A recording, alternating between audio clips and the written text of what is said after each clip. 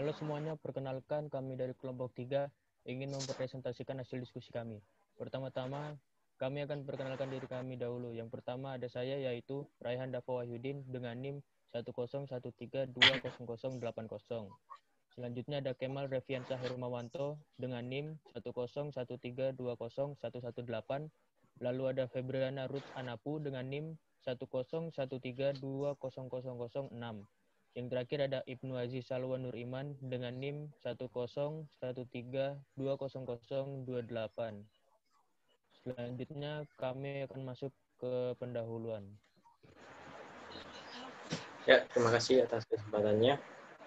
Batubara adalah sumber energi primer yang dominan di Cina, menyumbang sekitar 64% dari total konsumsi energi primer pada tahun 2015. Ini adalah sumber dan bahan utama untuk pembangkit listrik, industri padat energi, baja, semen, dan lain-lain. Meskipun sejumlah besar langkah kebijakan telah diluncurkan untuk mengendalikan konsumsi batubara guna mengatasi perubahan iklim dan mengurangi polusi udara, diperkirakan bahwa batubara masih akan memainkan peran dominan dalam portofolio konsumsi energi Cina, lebih dari 50% pada tahun 2030 dan sekitar 30% pada tahun 2050, bahkan mengingat tingginya penetrasi energi terbarukan.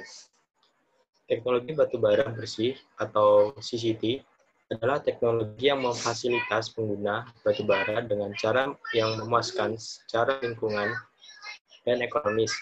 China telah membuat kemajuan luar biasa dalam beberapa tahun terakhir dalam pengembangan CCT. Pada akhir tahun 2014, kapasitas instalasi pembangkit listrik tenaga batubara ultra superkritis melebihi 100 gigawatt. CCT mencakup berbagai teknologi yang terkait dengan produksi dan pemanfaatan batubara, termasuk penambangan hijau, pemurnian batubara, pembangkit listrik efisiensi tinggi, konversi batubara tingkat lanjut, pengendalian polusi, dan penangkapan pemanfaatan dan penyimpanan karbon atau CCUS. Selanjutnya, pembangkit listrik tenaga batubara. Teknologi pembangkit listrik tenaga batubara terutama terdiri dari pembakaran langsung batubara tradisional dan rute teknis pembangkit tenaga gasifikasi batubara baru. Mengenai pembakaran langsung batubara, teknologi pembangkit listrik superkritis, ultrakritis, dan circulating fluidized bed atau CFB banyak digunakan saat ini. Teknologi pembangkit listrik gasifikasi batubara terutama melibatkan teknologi IGCC, teknologi pembangkit listrik canggih dengan efisien pembangkit listrik yang tinggi dan kinerja lingkungan yang sangat baik. Status saat ini, teknologi pembangkit listrik tenaga batubara superkritis dan ultra superkritis. Teknologi pembangkit listrik boiler CFB supercritical, teknologi IGCC, dan perspektif masa depan ada efisiensi tinggi dan parameter ultra tinggi, dan kedua fleksibilitas yang tinggi. Dan selanjutnya konversi. Gasifikasi adalah metode yang sangat efisien untuk mengubah bahan bakar padat menjadi bahan bakar gas, dimulai dari berbagai jenis bahan organik. Ini adalah salah satu teknologi hulu terpenting dari keseluruhan proses konversi, yang selanjutnya menghasilkan bahan bakar, cair, SNG, bahan kimia, hidrogen, dan sebagainya. Teknologi gasifikasi bertekanan, yaitu General Electric teknologi gasifikasi dengan bubur batubara, air, dan teknologi gasifikasi bertekanan umpan kering sel telah banyak digunakan dalam industri kimia di China. Sekian dari saya. Selanjutnya akan disampaikan oleh rekan saya, Kemal. Persilakan. Ya, baik. Selanjutnya yaitu ada pencairan batubara. Di bidang pencairan batubara, Sensua Group membangun pertama dan terbesar di dunia. Di bidang pencairan tidak langsung, Institute of Coal Chemistry and Law Group sedang melakukan penelitian ke dalam teknologi tempat tidur bubur suhu rendah, teknologi tempat tidur bubur suhu tinggi, dan teknologi tempat tidur terfluidisasi suhu tinggi.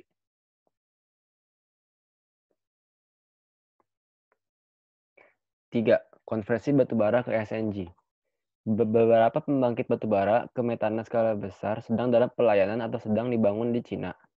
Sebagian besar proyek ini menerapkan teknologi gasifikasi dan metanisasi yang ada. 4. Konversi bahan kimia. Batubara menjadi penelitian teknologi batubara ke olefin telah dilakukan secara sistematis di Cina. Di ICP telah mengembangkan proses dimethyl atau methanol to olefin atau yang sering disebut dengan DMTO. Kelima, pirolisis batubara meningkat. Rendahnya batubara peringkat rendah adalah batubara yang telah mengalami perubahan metamorf paling sedikit selama proses pembentukan batubara, sehingga mempertahankan fraksi yang lebih besar dari uap air dan materi yang mudah menguap serta mengandung lebih sedikit karbon tetap daripada batubara bituminus dan antrasit peringkat tinggi. Diperkirakan bahwa lebih dari 55% cadangan terbukti batubara Cina terdiri dari batubara subbituminous dan lignit.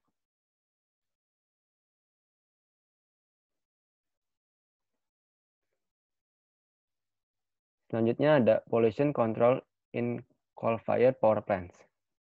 Konsumsi batubara telah menyebabkan masalah lingkungan yang serius bagi Cina, terutama dari konsumen terbesar, pembangkit listrik tenaga batubara yang menyumbang lebih dari 17%, 38%, dan 37% emisi nasional PM, SO2, dan NO.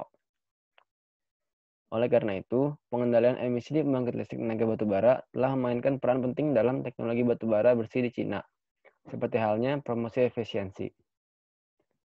Selanjutnya ada current status atau keadaan saat ini. Yang pertama, kebijakan dan peraturan.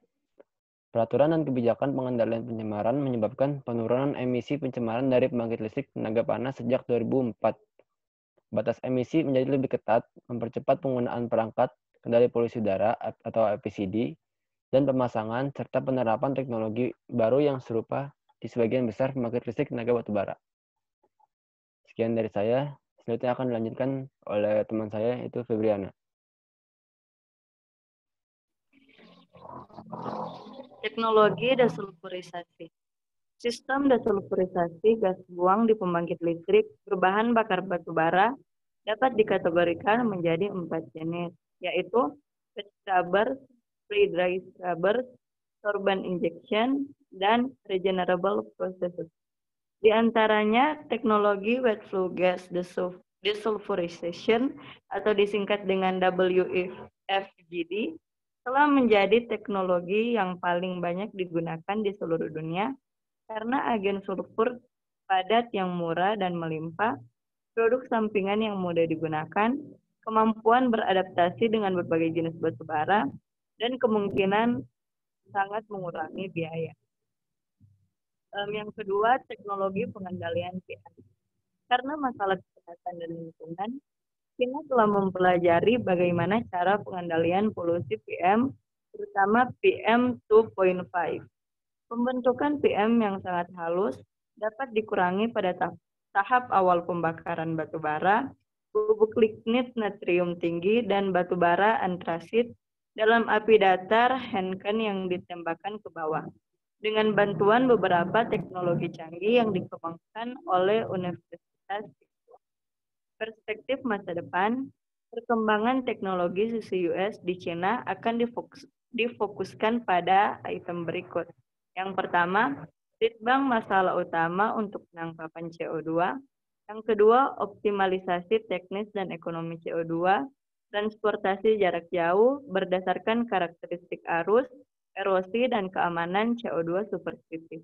Yang ketiga, pengembangan lebih lanjut dari pemodelan geologi, perangkat terkait, dan sistem pemantauan untuk EOR dan metana proses lapisan batubara. Dan yang terakhir, pelaksanaan demonstrasi seluruh proses CCUS.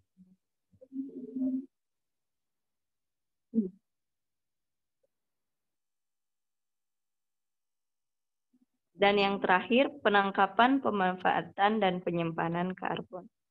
China menyumbang lebih dari 25% emisi CO2 global. Dan teknologi CCUS akan memainkan peran penting dalam pengurangan CO2 di masa depan. Status terkini, teknologi penangkapan CO2. Teknologi penangkapan CO2 dapat dikategorikan menjadi 3 metode. Yang pertama tangkapan prapembakaran, tangkapan pasca pembakaran, dan opsi full pembakaran. Teknologi transportasi CO2, proyek tim UE China Near Zero Emission Coal menemukan bahwa rata-rata biaya transportasi adalah 12 yuan per 100 km atau 26 yuan per 200 km. Teknologi penyimpanan dan pemanfaatan CO2. Potensi penyimpanan dan pemanfaatan CO2 di Cina ada 1,19 kali 1011 ton penyimpanan CO2 di akuifer garam Cina. Mengenai pemanfaatannya, Cina diproyeksikan memanfaatkan hampir 51 MT pada tahun 2020 dan 249 MT pada tahun 2030 untuk penyimpanan CO2. Perspektif masa depan, perkembangan teknologi CCUS di Cina akan difokuskan pada beberapa item berikut. Litbang masalah utama untuk penangkapan CO2, optimalisasi teknis dan ekonomis CO2 transportasi jarak jauh, berdasarkan karakteristik arus, erosi, dan keamanan CO2 superkritis, pengembangan lebih lanjut dari pemodelan geologi, rangka terkait, dan sistem pemantauan untuk EOR dan metana proses lapisan batubara, dan yang terakhir pelaksanaan demonstrasi seluruh proses CCUS. Sekian dari saya, dan kesimpulan akan disampaikan oleh moderator.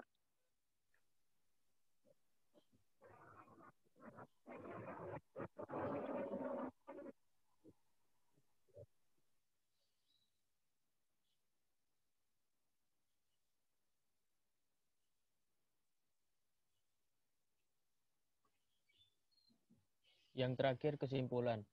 Batu bara adalah sumber energi paling melimpah di Cina dan akan terus menjadi sumber energi paling dominan di Cina selama beberapa dekade. Agar pemanfaatan batu bara lebih baik, maka harus dikembangkan secara terus-menerus. CCT telah mencapai perkembangan luar biasa selama 10-15 tahun terakhir. 1. Di bidang teknologi pembangkit listrik berbahan bakar batu bara, Cina telah mencapai level baru dalam 10 tahun terakhir. Terbesar di dunia unit pembangkit ultra superkritikal telah dikembangkan dan diproduksi di Cina, dan unit pembangkit listrik ultra superkritikal tercanggih di dunia telah didirikan di sini. R&D independen, unit pendingin udara 600 MW telah mencapai hasil yang luar biasa kemajuan. Sebuah pembangkit listrik percontohan IGCC 250 MW telah selesai dibangun dan dioperasikan. Terobosan dibuat dengan teknologi ketel uap CFB ultra superkritis 600 MW yang telah dioperasikan secara komersial. 2. Cukup banyak teknologi konversi batubara yang berkembang cepat dalam beberapa tahun terakhir, dari skala percontohan hingga demonstrasi dan timbangan komersial. Untuk mengubah batubara dengan cara yang lebih efisien, ekonomis, dan lingkungan, inovasi radikal dalam basis katalitik baru, jalur reaksi kimia, kontrol berorientasi reaksi metode, dan mekanisme dibutuhkan.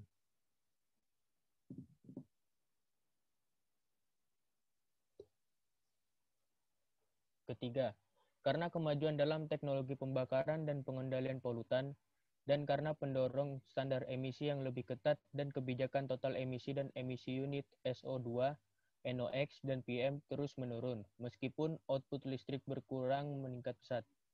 Teknologi pengendalian polutan memainkan peran penting dalam teknologi batubara bersih. Yang terakhir, demonstrasi penangkapan CO2 seperti prapembakaran penangkapan pasca pembakaran, dan pembakaran oksifuel, dan penyimpanan pemanfaatan CO2 seperti penyimpanan akuifer garam, CO2 EOR, budidaya mikroalga, dan lain sebagainya telah tercapai. Seluruh proses CCUS akan didemonstrasikan di beberapa tahun ke depan, yang akan mempercepat penerapan komersialnya di Tiongkok. Sekian atas presentasi kami ucapkan terima kasih dan